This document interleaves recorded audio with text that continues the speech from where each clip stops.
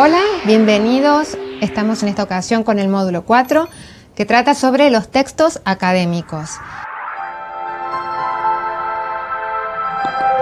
Es el momento final en que terminamos un recorrido que empezó con una propuesta de definir el texto, conocer sus cualidades, comprender también cómo son los procesos de interpretación y de producción de textos coherentes, claros y adecuados, tanto orales como escritos, para centrarnos en el segundo módulo, en la oralidad, en el tercer módulo, en la escritura correcta, y ahora en este último módulo, en esta clase, veremos los tipos de texto y en concreto los textos académicos, que son aquellos con los que te encontrarás a lo largo de tu carrera en la universidad. Vamos entonces con los textos académicos. Para empezar este tema, lo primero que tenemos que plantear es la tipología, la clasificación de los textos. Y a estas alturas podemos plantear que los textos varían según distintos rasgos, según sus objetivos, según el destinatario, según el tema, por supuesto, y también según el ámbito en el que se dan. Así es que este objetivo, esta función que cada texto asume, se plasmará en un tipo de estructura diferente. Esas estructuras son las que determinan una diversidad de clasificaciones textuales. Hay distintas clasificaciones según criterios. De hecho, habrán escuchado hablar de textos escolares, textos infantiles. Allí tenemos una clasificación elemental que responde, por ejemplo, al tipo de destinatario en el que se dan estos escritos. Pero tenemos otras clasificaciones y la que más nos interesa es esa clasificación genérica que se asienta sobre dos principios fundamentales que son el objetivo y la función de los textos. También el contexto determinará fundamentalmente esa estructura. Así, objetivo y función hacen que los textos se plasmen en ciertas estructuras o formas predominantes. No podemos decir que se traten de estructuras o de formas puras, sino bases predominantes que están en esos tipos textuales. Las principales, ¿cuáles son? La narrativa, la descriptiva, la explicativa y la argumentativa.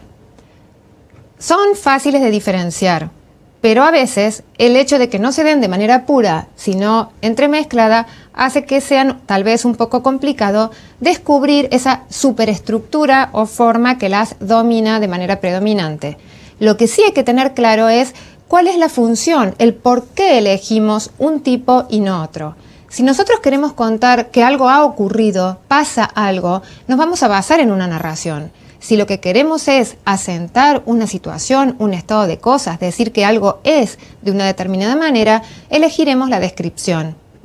En el caso de los textos académicos, claramente de lo que se trata es de explicar, de exponer una situación, pero no para describirla sencillamente, sino para dar razones lógicas, para asentar fundamentos de por qué las cosas son de determinada manera. Tendremos allí una estructura explicativa como dominante o predominante. Como dijimos, no pura.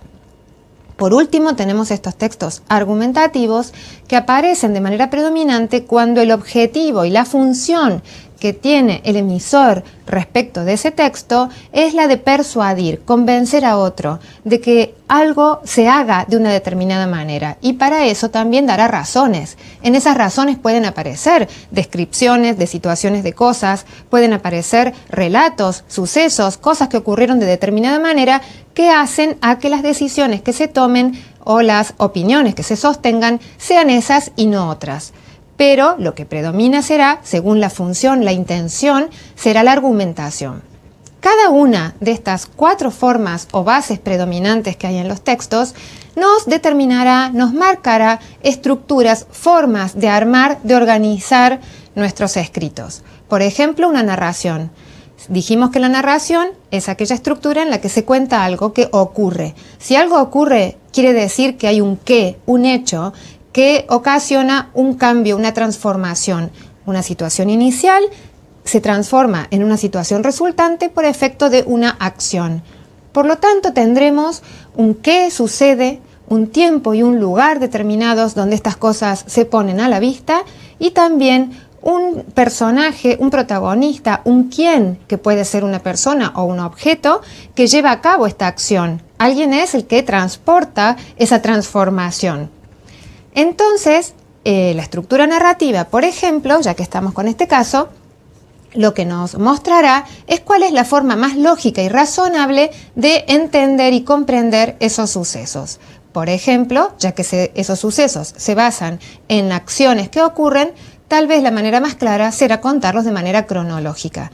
¿Qué pasa en los textos explicativos? Por tomar otro de los casos que estábamos viendo, esos textos en los que en la vida académica nos vamos a encontrar mucho más a menudo. En ellos, hemos dicho, se trata de contar, de explicar, de exponer razones lógicamente ordenadas. Por lo tanto, en ellos bastará demostrar el porqué de las cosas, dando de una manera lógicamente razonada esos datos. Y allí estará la clave de la estructuración de los textos académicos, que son, como hemos dicho, básicamente explicativos, aunque también pueden aparecer descripciones y argumentaciones, sobre todo. Vamos a ver ahora algunos tipos de textos de manera audiovisual para que tratemos de determinar más claramente a qué rasgos nos estamos refiriendo para deslindar un tipo y otro de estas 4 bases predominantes de las que hemos hablado. Veamos el primer video. El terremoto de Turquía deja 2 muertos y 79 heridos. Según el Ministerio de Medio Ambiente, este es el balance del temblor de 5,9 grados en la escala Richter que sacudió este jueves el noroeste del país. El epicentro del seísmo tuvo lugar en Simaf, una ciudad de 100.000 habitantes en la provincia de Kütahya, a 300 kilómetros al oeste de Ankara. Además de los 2 fallecidos, el terremoto ha provocado daños en numerosos edificios y estructuras de la ciudad. La Media Luna Roja está instalando 5.000 tiendas de campaña para atender a los damnificados. Esta región industrial y muy poblada de Turquía vivió hace 12 años 2 terremotos que acabaron con la vida de más de 20.000 personas. Acabamos de ver entonces un texto claramente narrativo. ¿Qué sucedió? ¿Por qué? ¿Dónde? ¿Cuándo? ¿Quién? ¿Quién? Este terremoto que ocasiona una consecuencia en un país ubicado el epicentro en el noroeste de Turquía, a 300 kilómetros de la ciudad de Ankara, el día jueves pasado. Todos ingredientes de una narración que, contada de manera cronológica, nos permiten comprender qué pasó. Aquí pasó algo. Esa es la función de la narración. Vamos a ver ahora 2 videos más. Vamos a tratar de descubrir comparativamente cuál es la base que predomina en cada uno, según siempre cuál es la intención que tienen. Fíjense, en el primero de los que vamos a ver a continuación, se trata de conocer o de responder a la pregunta de qué está pasando actualmente con el uso de Internet y las redes sociales en España. Se refiere a ese país la situación que se cuenta. El otro video, el segundo que vamos a ver a continuación, se trata de responder a la pregunta si las redes sociales mejoran la productividad empresaria. Según esas 2 preguntas o esas 2 situaciones, tratemos de deslindar o determinar de nuevo cuál es la base narrativa, la base textual predominante. Veámoslos. ¿Qué está pasando en Internet? Lo que está pasando es un cambio de paradigma. Según el último estudio de Red.es, en España hay 22 millones de internautas, de los que 20 millones es gente que accede todas las semanas 2 o 3 veces. Hay 2 millones de blogs en España en este momento. Eso quiere decir que hay 2 millones de personas que están actualizando y volcando contenido a la red y dando su opinión sobre productos, sobre servicios. Está pasando que un 80% de las personas que navegan por Internet están dadas de alta en una red social. Se calcula que cada persona está entre 2 y 2,5 redes con perfil activo. El mismo estudio nos dice que el 68% de las personas que están en Facebook son activas. Cuando decimos activas quiere decir que por lo menos una vez al día actualizan su estado. Y lo que también está pasando es que las redes en particular dejan de ser lugares donde uno va a intercambiar simplemente información lúdica o de entretenimiento, para ser lugares donde uno aporta valor y aporta contenido, recomienda productos y servicios, y donde cada vez más el target de la edad va subiendo. entre 16 y 24 años se calcula que el 98% de este target está en Internet y están en redes, pero por ejemplo el target que más crece en Facebook es el que va de 35 a 45 años. En el evento se ha hablado, ¿no?, del tiempo que consumimos buscando cosas que hemos perdido, documentos que podemos mantener en digital, slides que ya hemos hecho y que queremos enseñar a un cliente y que a lo mejor las tenemos que volver a hacer, pues las hemos perdido, pues las ha hecho un compañero y no tenemos acceso a ellas. Se ha hablado de 6.000 euros al año por empleado perdidos en rehacer cosas que ya están hechas. Esos 6.000 euros son ahorro, puro y duro. Esa es la mejora de la productividad. ¿Pudieron descubrir cuáles son esas bases predominantes? ¿Pudieron captar las diferencias en la intencionalidad de cada uno de estos textos? En el primero de ellos, el expositor, el autor, lo que intenta es describir una situación. Empieza con la pregunta, ¿qué está pasando con Internet? Básicamente en España, que es donde él se ubica, se localiza. Y entonces nos deja datos. ¿Cuántos millones de personas son usuarios de Internet? De esos, el 68% son activos en redes sociales. De esos 5 hay 5 ingresos diarios por cada una de esas personas a estas redes sociales, etcétera, etcétera. No nos dice si esto es bueno o es malo, no juzga, no valora. Tampoco nos dice qué hay que hacer con esto ni qué explicación motiva que estas cosas sean de esta determinada manera. Simplemente responde a la pregunta, ¿qué está pasando hoy con Internet? Dando datos, sentando una realidad. Un texto claramente descriptivo, aunque tenga fragmentos de narración. Por ejemplo, cuando dice lo que la gente hace en su casa, en sus hogares, cotidianamente en España, en ese uso de Internet. El siguiente video que vieron, lo que trataba de responder era si el uso de las redes sociales mejoraba o no la productividad empresaria. Pudimos ver distintas opiniones, distintos argumentos, son juicios de valor de las personas que hablan, claramente interesadas, porque se trata de consultoras, de empresas consultoras que utilizan estas redes y que además las emplean dentro de su propia empresa. No solamente las difunden, sino que también las utilizan en su trabajo y tienen sus valoraciones. La mayor parte de ellos a favor, aunque también tenemos una opinión al final que dice por una parte sí, por otra parte no. Evidentemente hay fragmentos descriptivos de la realidad, pero para tomar una posición, ahora sí, para juzgar, para valorar, para hacer partícipe al auditorio, al destinatario, de una posición a favor o en contra de esto que se ha planteado. ¿Favorecen o no favorecen las redes sociales la actividad empresaria? Vemos claramente entonces cómo se pueden observar estas bases predominantes y cómo un mismo tema puede encararse en estructuras distintas, en tipos de textos distintos, según el objetivo que tenga. Vamos al último caso, al último video. En él vamos a tratar de ver cómo una infografía que está dentro de un noticiero de la CNN trata de explicar la crisis financiera reciente en el mundo.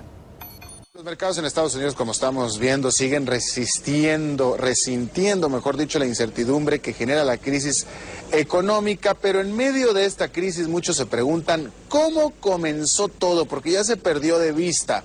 Para eso, Luis Carlos Vélez trae de nuevo para que explique a la familia Plata.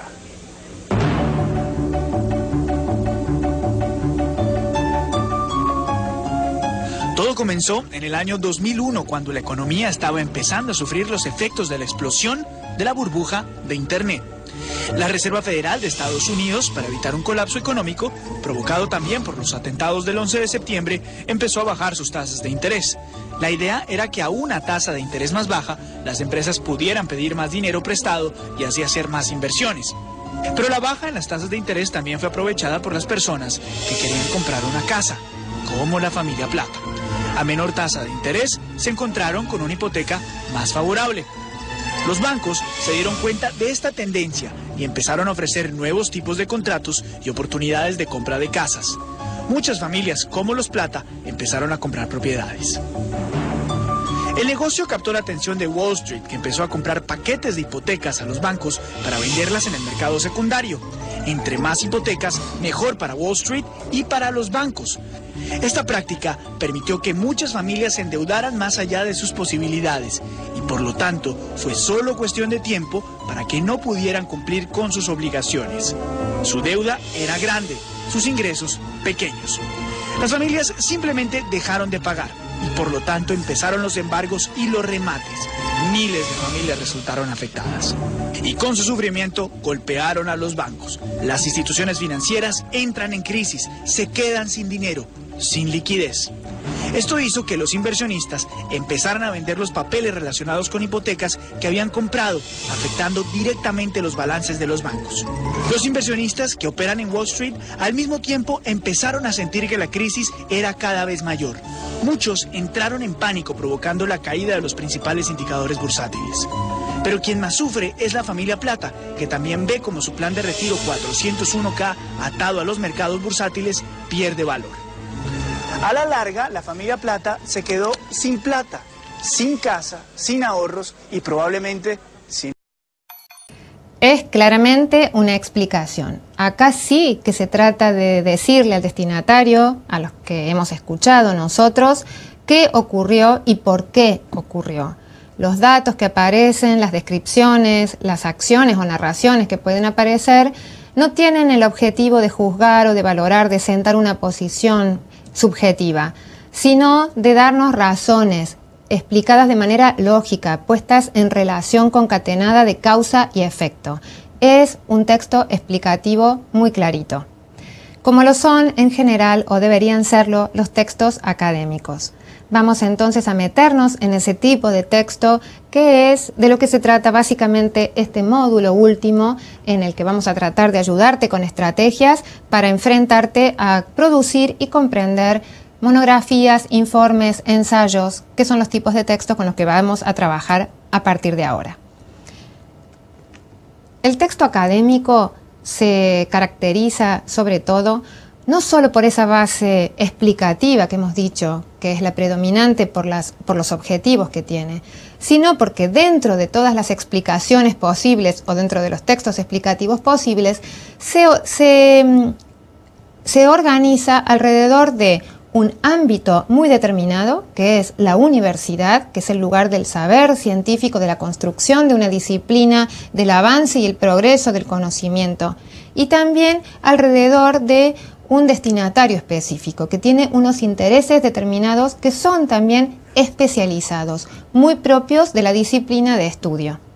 Esto determina ciertos rasgos muy diferenciales. El objetivo, como hemos dicho, es la búsqueda del conocimiento, y ese tipo de conocimiento en el texto académico tiene dos rasgos o dos características salientes. Por un lado, es un conocimiento que ha de ser sistemático. Esto quiere decir que tiene que ser expuesto con validación, con justificación, validado con métodos propios de la ciencia o la disciplina de la que se trata. Otro rasgo que tiene este tipo de conocimiento es que debe ser de alcance social. Eso significa que es un tipo de conocimiento o de saber que no tiene sentido que quede guardado, sino que tiene que ser de relevancia, de aplicación, de lo que se denomina extensión social, y que por lo tanto necesita ser conocido, publicado. Algunos ejemplos de texto académico podemos ver en lo que seguramente ya conocemos por el lado de los textos escritos, los artículos, las tesis, tesinas o trabajos de fin de carrera, los ensayos, las monografías, los informes, los artículos publicados en revistas especializadas en una disciplina llamadas journals, y también las respuestas de exámenes. Se espera que éstas respondan, por lo tanto, a esa estructura explicativa que tiene que ser además clara y precisa. Dentro de los textos orales nos encontramos con las conocidas ponencias o conferencias en congresos, las clases magistrales, y también habrá videos documentales que tienen la función de sistematizar y condensar hallazgos con resultados específicos de una disciplina, como vamos a tener ocasión de ver al final de esta clase. Les muestro una diapositiva donde se ejemplifican algunos de estos tipos de texto que así a un pantallazo gráfico podemos llegar a reconocer. Por ejemplo, revistas científicas que integran una colección dentro de un saber.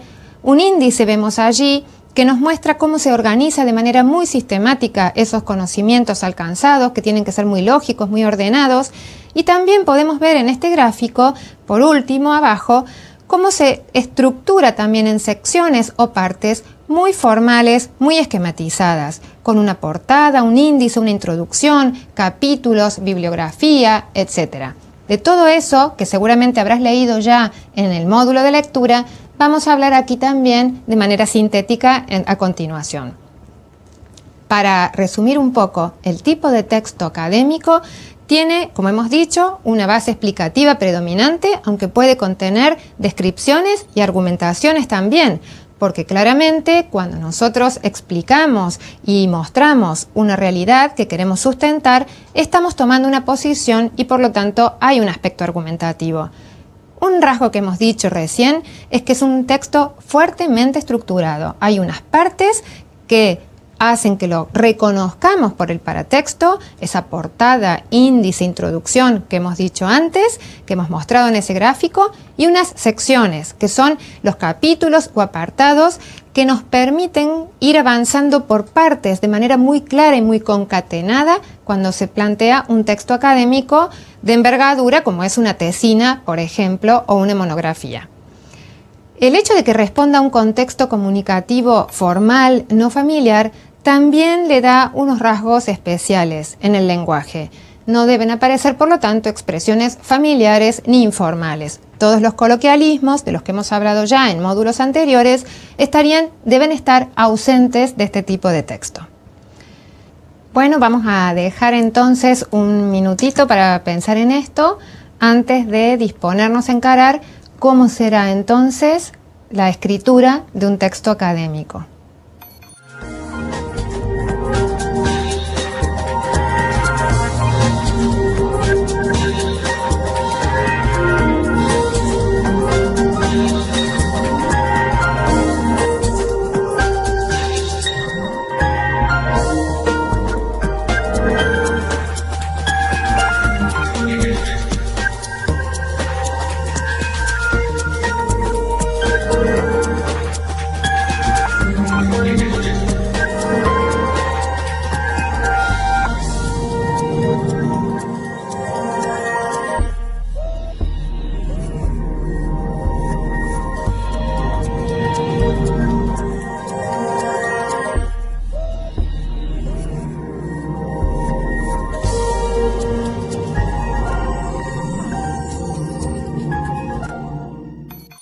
Hemos visto entonces cuáles son los rasgos que tienen los textos expositivos y en concreto los académicos, que están signados sobre todo por ese objetivo y por ese ámbito universitario que tiene que ver con la disciplina, con el saber, con el progreso de la ciencia. La pregunta es, ¿cómo encarar ahora la escritura de un texto académico? ¿Cómo encarar esa investigación, ese saber que es lo que nos interesa, a lo que nos interesa contribuir? Hay tres aspectos fundamentales o tres fases fundamentales para encarar ese texto investigativo. En primer lugar, la investigación propiamente dicha. Esa investigación que tiene que tener ciertos rasgos. En primer lugar, tiene que tener el rasgo de la profundización, de la exploración bibliográfica, por ejemplo, la exploración de los casos, de la realidad, la obtención de datos. Eso es fundamental. Y entonces allí en lo que nos tenemos que fijar es sobre todo en un rasgo de la originalidad, la novedad, el hallazgo. Si no hay hallazgo de algo nuevo, entonces nuestra investigación no será un verdadero aporte a la ciencia. No significa esto que tenemos que encontrar algo que nadie conoce hasta ahora. Puede ser una reelaboración a partir de las teorías con las que nos encontramos dentro de una disciplina desde un punto de vista nuevo, o la aplicación a un caso nuevo de una teoría previamente organizada y conocida por la comunidad académica. Pero además, esto tiene que hacerse, este paso de la investigación, según unos métodos muy precisos, que son esos procedimientos, esos métodos avalados por la ciencia, los que todos emplean para reconocer la validez de los datos que vamos consiguiendo. Esto entonces en la fase primera de la investigación. Una segunda fase es la selección. cuando nosotros nos encontramos en este primer momento de la investigación con una gran cantidad de información, una gran cantidad de fuentes bibliográficas, hemerográficas, casos, datos, evidencias, tenemos que seleccionar propiamente los que nos sirven para demostrar con explicación lógica aquella tesis hacia la que nosotros nos dirigimos. Por lo tanto, esta fase de la selección es fundamental y para poder aplicarla correctamente antes de escribir un texto que sea caótico, por ejemplo, o confuso, en este momento es cuando tenemos que tener claro hacia dónde vamos. Tenemos que tomar una decisión. ¿Cuál es nuestro aporte a partir de todo lo que hemos conocido y aprendido hasta acá? Y entonces sí nos metemos en la tercera fase, que es la de la redacción propiamente dicha. Entonces, hemos visto estas tres fases: investigación, selección y redacción. No olvidemos que en este segundo momento es cuando se ponen en juego también nuestra capacidad de resumen y síntesis, por lo tanto, de comprensión correcta de aquello que es atinado y relevante realmente, información útil, y nuestra capacidad de producción, que es cuando escribimos nuestro texto resumen, donde no deben faltar las expresiones que correspondan realmente a las palabras de los autores, de los textos fuente, y en muchas ocasiones también citas textuales, de modo que después, a partir de nuestras fichas resumen, nosotros seamos capaces de exponer los contenidos en el momento de la redacción, recurriendo a las citas textuales de nuestro resumen sin tener que volver, como les decía, al texto fuente. Vamos a concentrarnos por un momento más ahora en la redacción.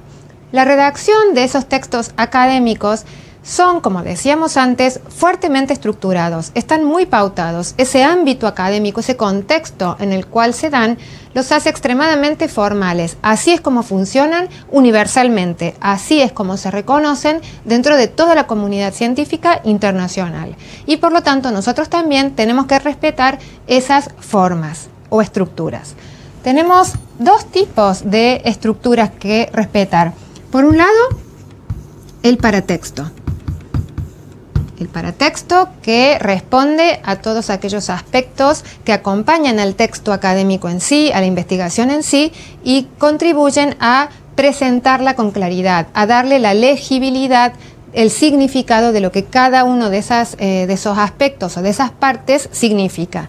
Dentro del paratexto tenemos que tener en cuenta que se incluyen la portada, el índice. Antes del índice, de manera optativa, podría haber un epígrafe y antes también agradecimientos. Estos suelen aparecer en textos académicos extensos, como las monografías o las tesis doctorales. Pero además, entonces, junto a la portada y el índice, luego viene el contenido con los capítulos en sí y, por último, la bibliografía y los anexos, si los hubiera, que también son optativos según el tipo de texto del que se trate. No siempre entonces los vamos a encontrar. Como les decía, tenemos dos aspectos, dos apartados o dos niveles dentro de los cuales se estructura la redacción. Este paratextual que acabamos de exponer y el aspecto del texto académico en sí mismo. El texto académico en sí, que es donde se desarrolla, donde se expone el contenido en secciones o capítulos. ¿Cuáles son las secciones de ese texto académico en sí mismo? Básicamente, tres grandes apartados, aunque no lleven esos títulos propiamente: introducción, desarrollo y conclusión. Introducción y conclusión sí son dos títulos que suelen aparecer en todo texto académico. En cambio, desarrollo no es un concepto que suela aparecer titulando esas secciones o apartados o capítulos de los que se trata. Lo que sí es importante ahora en esta clase es que quede claro qué aspectos son los que forman parte de la introducción. En la introducción, que abarca más o menos aproximadamente un 10% del total de la investigación, en páginas me refiero, estará siempre planteado en primer lugar el tema o problema. Yo no puedo empezar a presentar una investigación sin decir de qué se trata. Por lo tanto, lo primero es eso: presentar el problema, el tema. También podría, si fuera el caso, si fuera una decisión importante, explicar por qué ese tema, dónde se originó la motivación por tratar ese problema. También tiene que estar, junto al problema o tema, la explicación de la metodología y de los objetivos, que puede estar en ese orden o en otro, es decir, al revés, según el interés que nos vaya guiando sobre el tema en sí. Es decir, será la exposición temática la que determine si primero explico cómo lo hice o si primero explico cuáles eran los objetivos que me guiaron. En todo caso, lo que tiene que guiarnos es la lógica de la coherencia y de la claridad, por supuesto. Entonces, a partir de esa introducción, vamos al desarrollo con las secciones o capítulos, con los títulos y subtítulos que vayan guiando de manera clara y coherente y sobre todo jerarquizada la investigación, los hallazgos en sí mismos, para llegar por fin a una conclusión que retoma, cierra todos los hallazgos principales encontrados, generalmente reiterando cosas que ya han aparecido a lo largo del texto, pero resaltando su novedad, de manera muy sintética y muy directa. También la conclusión es el lugar donde yo puedo dejar abiertas preguntas para investigaciones futuras o preguntas que quedan frente a la investigación, frente a toda la exploración que se ha realizado y no se pueden responder. Eso sí, mi investigación particular sí tiene que llegar a demostrar, a fundamentar demostraciones a partir de las investigaciones que he realizado. Entonces vamos, después de la conclusión, a hablar de los distintos tipos de texto académico, muy en concreto con los que te vas a encontrar en la actividad universitaria. Les dije al comienzo que la monografía, el ensayo y el informe eran 3 de esos tipos. Nos metemos entonces en ellos. ¿Qué características tienen? La monografía, como su nombre lo indica, viene de la palabra del prefijo mono, uno, único. Trata un tema único, pero lo analiza en profundidad y por lo tanto es una exposición pormenorizada y actualizada de la información. Actualizada quiere decir que en la monografía no pueden faltar los datos más recientes que hay sobre un tema y por lo tanto es un texto explicativo, pero que también lleva a una conclusión, porque aunque yo haga una recopilación de información, tengo que llegar a encontrar que estamos frente a una situación determinada. Algo falta, algo está puesto a la vista, algo se destaca o algo hay que hacer y eso queda en evidencia. Por lo tanto, también tiene un aspecto argumentativo. Pero el lenguaje de la monografía tiene que ser muy preciso. En la monografía acude a definiciones, a citas, a conceptualizaciones bien precisas. En cuanto al estilo, el orden de los datos para captar la atención, para lograr la explicación coherente, es lo que más se destaca. ¿Qué pasa con el ensayo? El ensayo, a diferencia de la monografía y del informe también, es un texto más libre en el estilo. Es un texto que tiene un sesgo argumentativo que no tienen los demás de manera predominante. Aquí sí se permite una cierta libertad al escritor, pero una libertad para tratar un tema académico. Por lo tanto, toda esa argumentación, toda esa persuasión que se realiza a partir de una hipótesis que se pone en duda, que se quiere debatir o que se quiere fundamentar, se hace con fundamentos, con argumentos académicos, científicos, con evidencias, con citas, con datos. Eso sí, se permite, como les decía, esa soltura en el estilo que admitirá incluso hasta rasgos literarios. Combina, junto con la precisión académica, con el rigor del conocimiento que debe poner en evidencia el que escribe el ensayo, también, como les decía, junto a eso se combina la capacidad de provocar atracción y placer por la misma lectura del texto escrito. Vamos al informe en último lugar. El informe es un tipo de texto mucho más escueto, mucho más acotado y también muy funcional.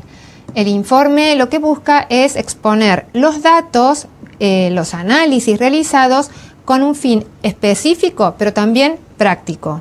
Por eso decimos que es un texto funcional. Generalmente se hace a pedido de otro, para satisfacer una necesidad, para llegar a una conclusión, para poder realizar y fundamentar una propuesta. Por eso los informes, que generalmente son más breves que las monografías, que las tesis, están llenos de datos, con frases concisas, directas, sencillas, pero también están llenos de gráficos, de tablas, de imágenes, que avalan con la evidencia toda esa información que hemos recopilado, que hemos recaudado, para concluir en el cierre o conclusión una propuesta o una valoración.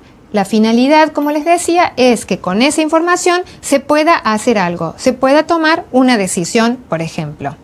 En todos estos textos académicos es fundamental citar. Lo hemos visto ya en la lectura. ¿Por qué citar? Porque en primer lugar tenemos que avalar la legitimidad de las afirmaciones que estamos diciendo. Si los textos académicos son aquellos que hacen progresar el conocimiento, siempre se sustentan en los saberes previos. Y eso es lo que valida las afirmaciones nuevas y los hallazgos nuevos que nosotros podemos aportar. Esa es una de las razones por la que la cita es fundamental en los textos académicos. Pero también porque si precisamente se basan en lo que ya se sabe, nosotros no podemos realizar afirmaciones sin reconocer la fuente. Es, por tanto, una razón ética también la que nos lleva a citar siempre.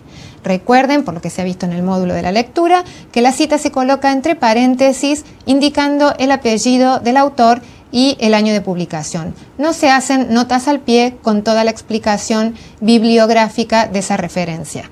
La bibliografía, en todo caso, al final, será el lugar donde sí estén todos los datos explayados. La cita es el modo de no incurrir en plagio, que es un delito penado. Hay distintos tipos de citas. La cita directa, que será la cita textual, y la cita indirecta, que es aquella donde aparece parafraseado el concepto, sin entrecomillar. Veamos unos ejemplos de citación. Aquí vemos 3 casos. Cómo se cita un libro, cómo se cita un artículo y cómo se cita una fuente extraída de Internet. La diferencia fundamental, por ejemplo, entre el libro y el artículo, es que el nombre del texto en sí mismo, del libro que lo contiene, está en cursiva. Y si dentro de eso, de ese libro que lo contiene, hay un artículo citado, ese se pondrá en primer lugar, como se ve en el segundo ejemplo. La monografía es el texto del capítulo o artículo que está en el libro Cómo escribir y publicar trabajos científicos. Solamente va en cursiva el título del libro, pero el título del capítulo o artículo no va de ninguna manera especial, ni entrecomillado, ni en cursiva, ni de ninguna otra forma. Esto lo recalco porque responde a las normas APA, que son las que seguimos en la universidad y que son las que convencionalmente se están utilizando de manera mucho más frecuente en la comunidad académica universal. Tenemos por último el caso de Internet. ¿Qué es lo que lo distingue y qué es lo fundamental cuando tomamos una cita de un sitio web? En ese caso, sí pondremos, igual que en los casos anteriores, el apellido y la inicial del nombre del autor, con la fecha de la publicación en Internet. Si tenemos el mes lo ponemos, si no, no. Y todos los demás datos igual, salvo porque allí sí o sí tenemos que poner cuándo ha sido visitado o recuperado ese texto de ese sitio y exactamente en qué dirección HTTP está. Y por lo tanto, de qué manera se puede volver a descubrir o encontrar. La razón por la que ponemos la fecha de la recuperación es porque en esa ocasión estaba y estaba de esa manera, lo cual no implica que pueda haber cambios en visitas sucesivas.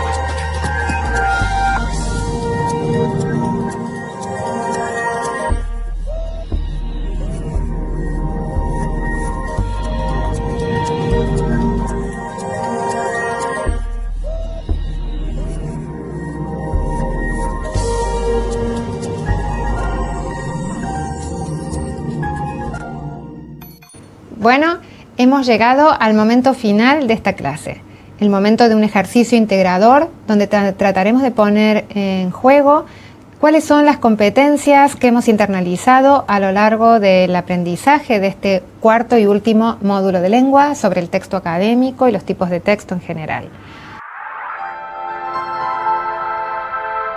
Vamos a ver un video documental que, como veíamos en el comienzo de la clase, es uno de los modos posibles en que se aparecen los textos académicos. Cuando veas este video, que dura aproximadamente 4 minutos, vas a tratar de descubrir, por un lado, la estructura.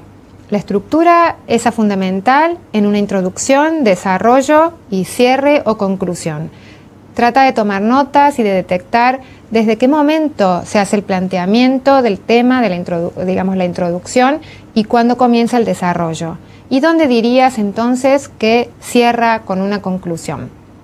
Eso por un lado, la estructura. Por otro lado, vamos a tratar de detectar de qué maneras aparecen las citas, las evidencias, cómo legitima el autor de este video documental de investigación el saber que trata de exponer. Tomando nota de todo esto, mirando atentamente, los dejo entonces ahora para que después pongamos en común esos hallazgos. Lo importante de una lengua es que no es solamente un sistema de comunicación, es que es una forma de entender la vida, realmente es un archivo de costumbres, un archivo de tradiciones, de normas morales, ¿no? A través de la lengua va todo, ¿no? Estamos hablando de unas 6.000 lenguas que hay en el mundo, son 6.000 formas de ver la vida, ¿no? Entonces, cada vez que se pierde una lengua, se pierde eso, se pierde no solo un medio de comunicación, pensamos, bueno, como tenemos el inglés, pues nos apañamos con el inglés, el español, el ruso. La pena es que a través de esa lengua va todo, ¿no?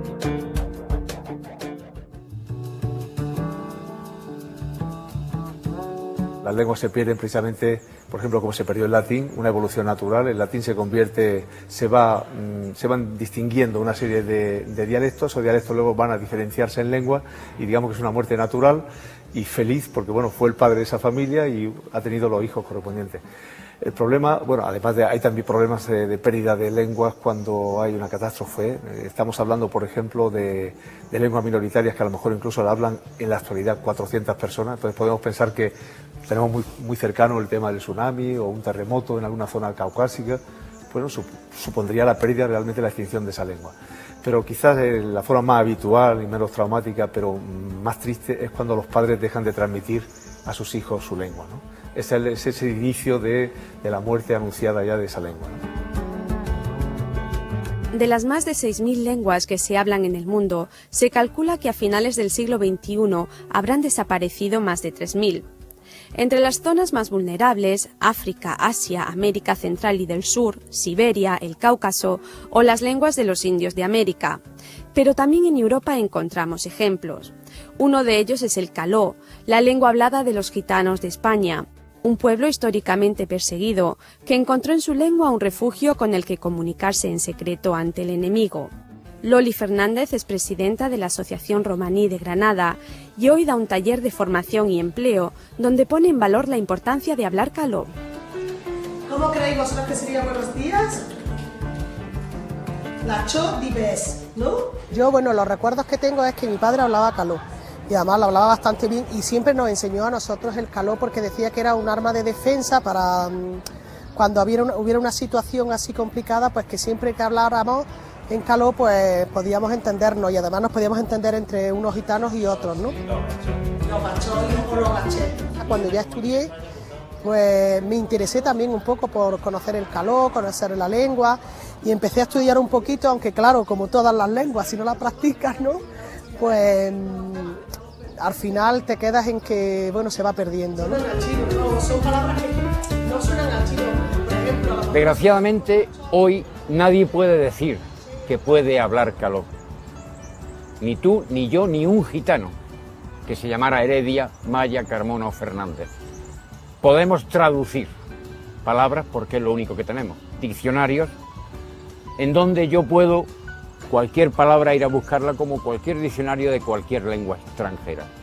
Porque desgraciadamente el caló es una lengua extranjera incluso para los propios caló españoles o gitanos españoles.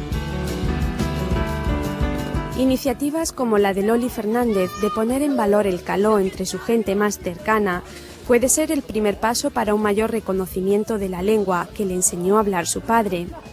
Los lingüistas hablan de la imperiosa necesidad de catalogar todas las lenguas del mundo en peligro de extinción, analizar en qué estado se encuentran y encontrar medidas preventivas o de recuperación, a través también del apoyo científico y político. Y es que, como decía Humboldt, incluso si la lengua de un pueblo consta de 32 palabras, de todas formas no deja de ser una flor de la humanidad.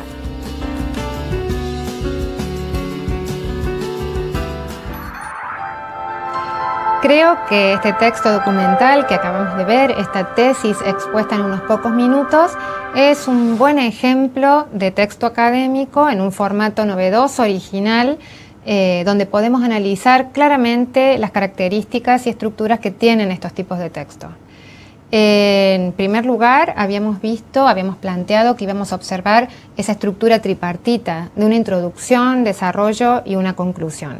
La introducción plantea claramente el tema. Este tema de la extinción, el problema de la extinción de las lenguas en el mundo. Además lo hace a partir de, él habla de la aportación de un catedrático de la Universidad de Granada, es decir, es una fuente relevante, una fuente autorizada, un lingüista, catedrático además, para hablar sobre esto. Y este lingüista nos dice, en primer lugar, ¿por qué es importante cada una de las lenguas? ¿Qué relación tiene la lengua con la cultura? Para pasar después de este tema general a acotar el tema específico de el peligro o el problema de las lenguas en extinción.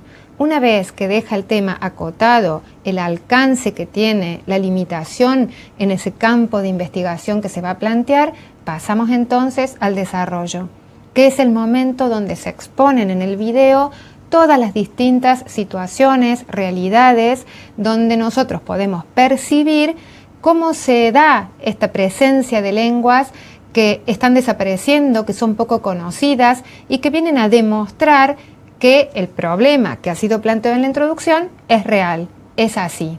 Tenemos el caso de una lingüista que viene de un país de Pakistán, cuya lengua, que es el kazajo, ella está analizando, estudiando con el objetivo de que no se pierda, que no desaparezca. Esta profesora, que también es avalada por una universidad que la respalda, da testimonio, aporta una evidencia. Junto con ella aparece también el caso de una persona, representante de una comunidad, de una asociación romaní, la de los gitanos, que busca que la lengua gitana, el caló, no desaparezca. Y por lo tanto, ella es encargada de informar, de formar a la gente en esta habla. No solo a los gitanos, sino también a toda una comunidad dentro de un pueblo. El testimonio de esta persona, relevante también, es evidencia, es legitimidad de la existencia de este problema real en esta investigación, del que se trata en la investigación. Pero no solo ella. Vuelve a aparecer el catedrático Guzmán de la Universidad de Granada, que habíamos visto al comienzo, también avalando desde un punto de vista teórico más amplio la importancia de emprender esta investigación, estos resultados y de enfrentar el problema de la extinción de la lengua. Lo mismo hace otro lingüista que aparece citado también, ese que vemos sentado en un banco de plaza, que también habla de lo mismo. Y no solamente se queda allí, sino que también nos muestra el texto de manera visual, no solamente auditiva, otras evidencias, otros datos que funcionan como la legitimación del decir que está transmitiendo el enunciador a través de este video documental. Por ejemplo, en el primer momento, ese mapa que nos muestra de dónde viene esta señora que estudia el kazajo, y que nos habla de la historia, de cómo el ruso fue copando el idioma que ella hablaba y su comunidad, pero también la imagen del diccionario que en primer plano nos muestra la existencia real de una fuente documental, de una fuente bibliográfica que da cuenta de la existencia de ese idioma, el caló. Hay un cierre, hay una conclusión corta, impactante, escueta, muy directa. Es una conclusión que también remite a lo que los lingüistas dicen, retomando la idea principal, la que se planteó en la introducción. Los lingüistas hablan sobre la importancia de las distintas lenguas en el mundo, la relación que éstas tienen con una forma de entender la vida, de entender el mundo y de transmitir también una forma de pensar.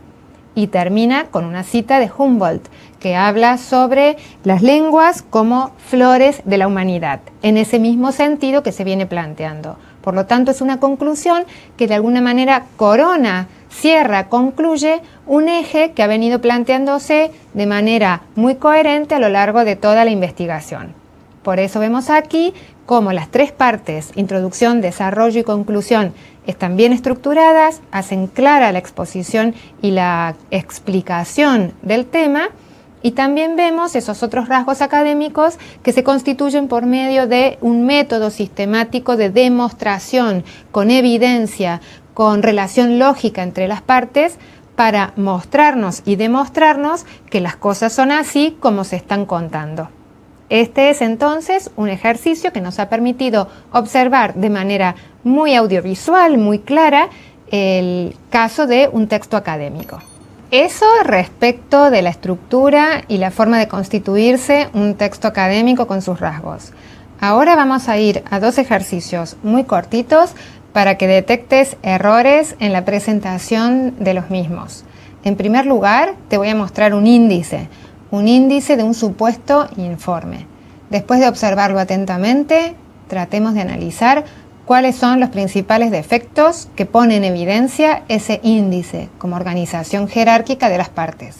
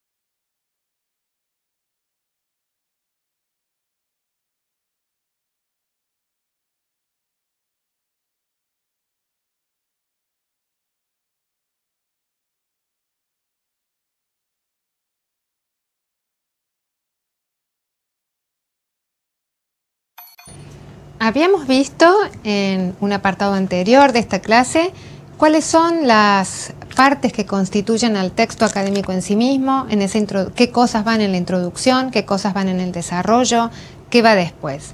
¿Qué nos muestra el índice que acabamos de ver de un informe, supuesto informe sobre el desgaste del suelo en algunas zonas de la Argentina? No importa mucho esto. Importa la organización temática y jerárquica en la que aparecen las cuestiones. Tenemos en primer lugar en ese índice una introducción. Una introducción que, como esta bien nos plantea, nos muestra en primer lugar el problema que da origen a analizar algo, unas cuestiones, y realizar sobre eso un informe. Ahora bien, ¿qué nos muestra en un apartado 2? Nos dice este índice que en un apartado 2, es decir, en igual jerarquía que la introducción, están los objetivos. Y dentro de los objetivos, este índice coloca la metodología y los antecedentes. Tenemos aquí un primer error que tiene que ver con la lógica, con la estructura de los datos que tiene que tener una primera parte de una investigación o de un informe como investigación, y es que, en primer lugar, objetivos, metodología, antecedentes, al igual que el problema, son todos parte de la introducción. Por lo tanto, no corresponde realizar un apartado diferente para objetivos.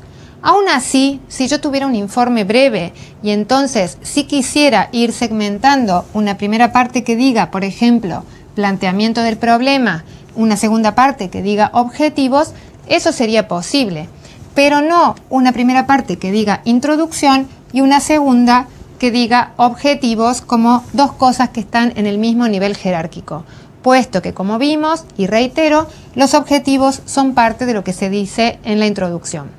Hay algo más. No podemos considerar dentro del apartado de objetivos el aspecto de la metodología o de los antecedentes que dan origen al problema que estamos por analizar en este informe. Es aquí donde se hace más evidente uno de los primeros errores que aparecen en ese índice que les he mostrado, pero no es el único. Hay un segundo problema, que es que al final, tal vez recordarán, tal vez lo pudieron localizar claramente, hemos dejado en ese índice puesto de manera incorrecta, errónea, para que ustedes lo detecten, una unas conclusiones que están puestas después del anexo o anexos. Hemos dicho claramente que los anexos son aquellos apartados del paratexto que siempre se colocan al final. Los anexos, precisamente, como su nombre lo indican, son aquellos elementos, aquella información que solamente es relevante para quien quiera indagar, profundizar, pero que no forma parte del texto académico en sí mismo. Y por lo tanto, el anexo va al final, al último de todo, cuando se ha concluido y se ha dado también la bibliografía. Por lo tanto, conclusión, bibliografía y anexo en último lugar al final. Estos son los errores principales, o los únicos errores, mejor dicho, que aparecen en esa propuesta de índice que les mostraba recién para que ustedes trataran de detectar estos errores. Y por último, como regalito ya de cierre, una yapa, simplemente dos citas que les dejo aquí para que veamos en qué aspecto están mal escritas, mal tomadas. Dos referencias bibliográficas, dos formas de citar textos en una bibliografía. Veámoslas. La primera de ellas, de Álvarez M., la inicial, 1997, hasta allí todo bien. Vemos después, en cursiva, el nombre del libro del que se trata. Tipos de escrito 2, exposición y argumentación, Madrid, Arco Libros, tercera edición. El orden de los elementos es correcto, pero a esta cita le sobra algo. Y es, espero que lo hayan detectado, las comillas.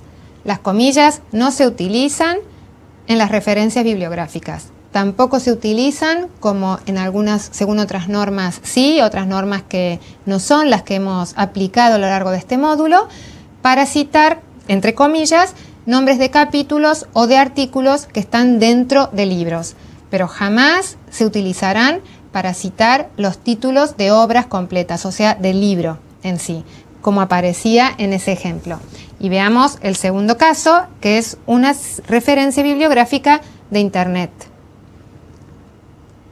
Acosta Silva, inicial del nombre A, el año 2006, correcto hasta allí.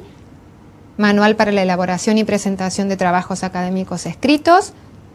Es un texto que tienen ustedes en la bibliografía de este módulo. Y la ciudad. Luego aparece el sitio donde pueden ir a consultarlo. ¿Qué le falta a la referencia bibliográfica tomada de Internet que habíamos dicho que era fundamental?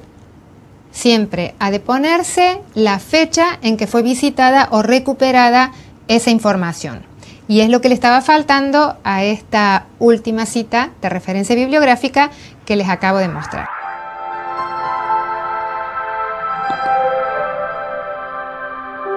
Y con esto terminamos no solamente esta clase, no solamente este módulo, sino también el cursado de esta asignatura de lengua, comprensión y producción de textos, que espero que les haya servido, que les haya sido útil, en la que hayan podido internalizar todas las competencias comunicativas que hemos intentado transmitirles para la comprensión, para la producción de textos en distintos ámbitos. Y les deseo mucha suerte, les quiero agradecer también el acompañamiento que han tenido hasta ahora y también, por supuesto, ofrecerles que vuelvan cuando quieran, no solamente a consultarnos, sino también a pasar de nuevo por toda la lectura bibliográfica que se les ha dejado a disposición. Seguramente les servirá en algún otro momento, o por lo menos así lo espero. ¡Suerte!